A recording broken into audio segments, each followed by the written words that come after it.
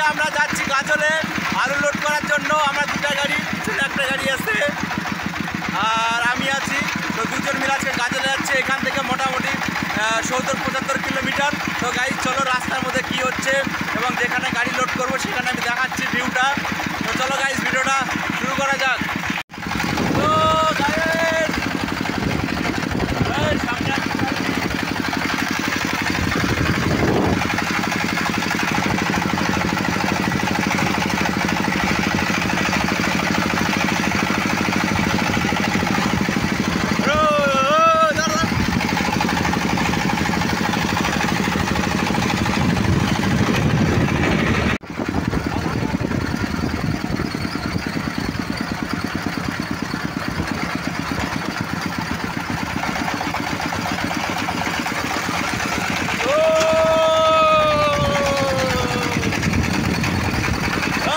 সেই মজা সেই মজা।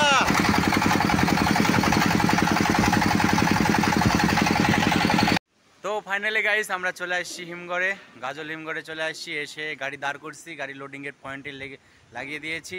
তো গাইসের ভিতরে যে আলুগুলো আছে, এই আলুগুলো আমাদের গাড়িতে লোডিং হবে। এটা হচ্ছে ভিজা আলু, এটা পোকরাজ আলু।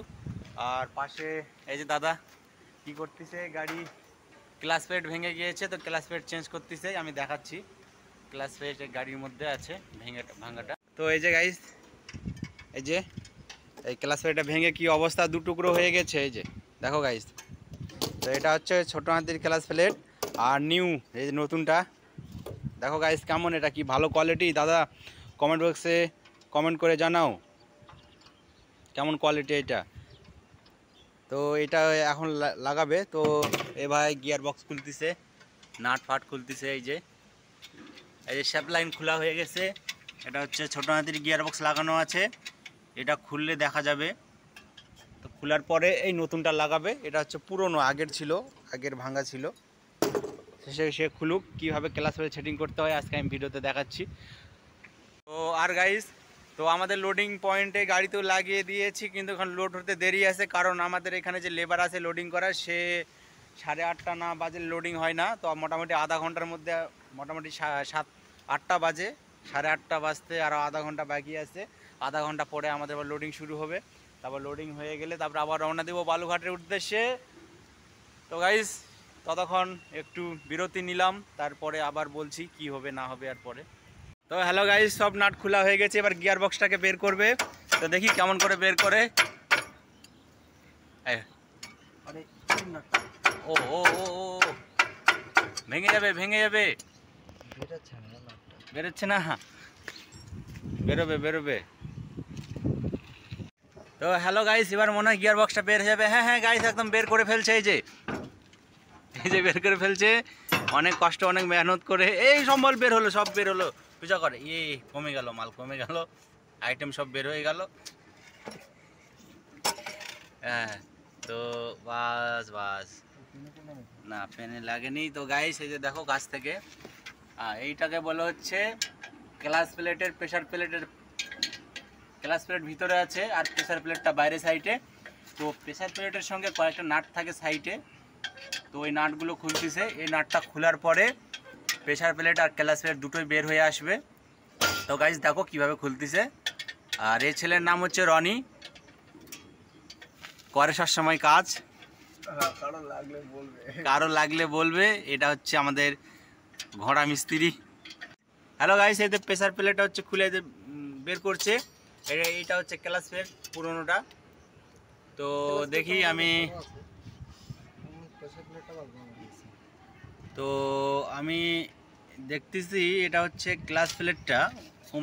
আর এটা হচ্ছে ফেয়ার হুইল, এর মধ্যে হচ্ছে আমাদের ক্লাস প্লেট এবং প্রেসার প্লেটটা লাগানো থাকে। তো এটাতে খুলে বের করলো, খুলে বের করার পরে এটা হচ্ছে যেটা লাগানো ছিল এটা বের করলো ক্লাস প্লেটটা। ক্লাস প্লেট হচ্ছে মোটামুটি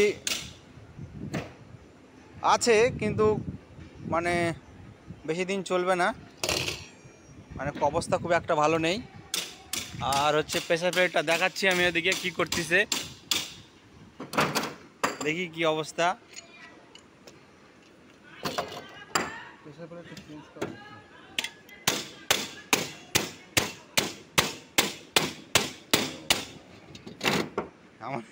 তো গাইস আমাদের হাতুড়ি মিস্ত্রি হাতু মেরে সব ঠিক।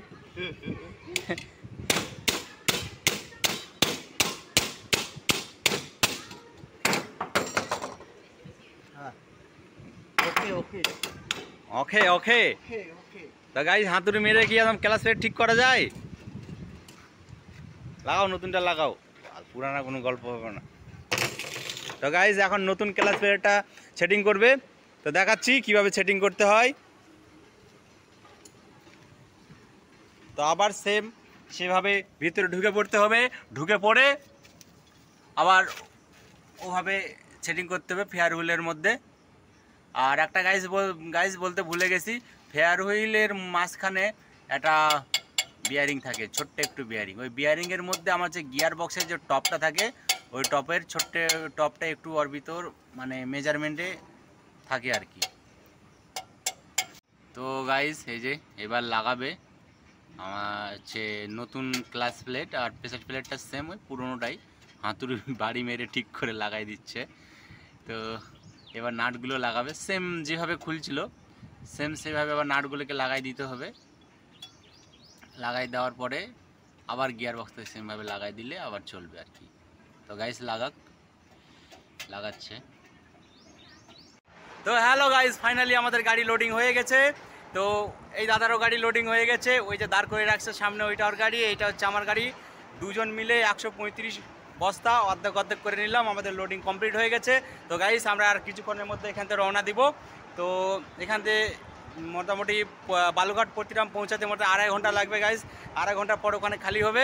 তো গাইস তো চলো ভিডিওটা দেখতে থাকো, রাস্তার মধ্যে কি হচ্ছে। হোটেলে দাঁড়াবো, কিছু খাওয়া দাওয়া করবো, তারপরে হচ্ছে মজ মস্তি হবে বাস। চলো গাইস।